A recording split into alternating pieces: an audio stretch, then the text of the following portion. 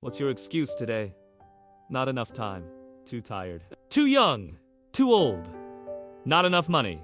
Not the right connections. Be honest, what excuse did you give yourself this morning? We all have them. Excuses sound safe. They give us comfort, an escape.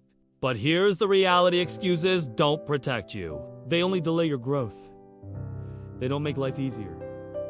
They make regret heavier. Excuses usually sound like this: I'll start when I have more time. But time never comes. Has to be made. I can't because I don't have money. But money is rarely the starting point. It's the outcome of action. Others have it easier than me. Maybe true, but comparing yourself won't move you forward. Excuses are like quicksand. The more you lean on them, the deeper you sink. And here's the truth: everyone who has achieved anything in life had a mountain of excuses available to them. They just refused to use them. Think of people like Thomas Edison. He failed thousands of times before inventing the light bulb. Imagine if his excuse was, "I've failed too many times." We'd be sitting in darkness right now. Or Oprah Winfrey, born into poverty, abused as a child, told she wasn't good enough for television. If her excuse was, "My past defines me," she wouldn't have become one of the most influential women in the world. The people who inspire us most aren't those who had zero excuses. They're the ones who had every excuse but didn't use them.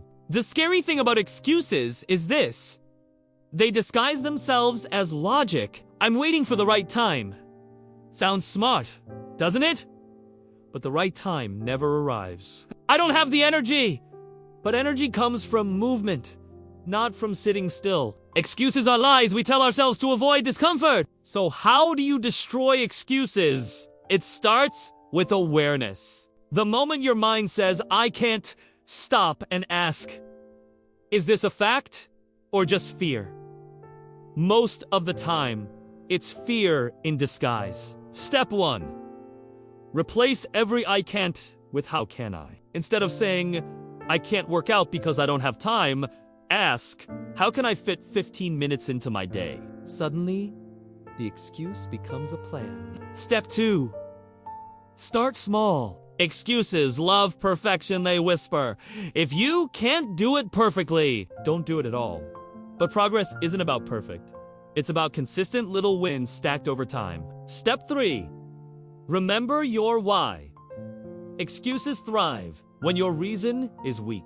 But when your why is strong, when you know exactly why you must change, excuses lose their power. If you want to quit smoking, your why might be seeing your kids grow up. If you want to build a business, your why might be freedom for your family.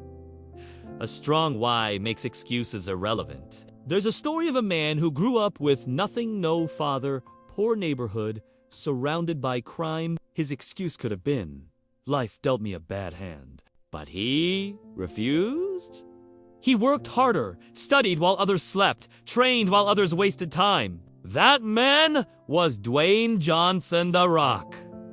Today, he inspires millions. Not because he had no excuses, but because he didn't let excuses control him. So I'll ask you again, what's your excuse? And what if today, right now, you chose to stop feeding it? What if you replaced excuses with action? What if instead of waiting for the perfect conditions, you started with what you have right where you are? Excuses are easy. Action is hard, but excuses keep you stuck. Action sets you free. Excuses create regret. Action creates results. Excuses fade the moment you face discomfort.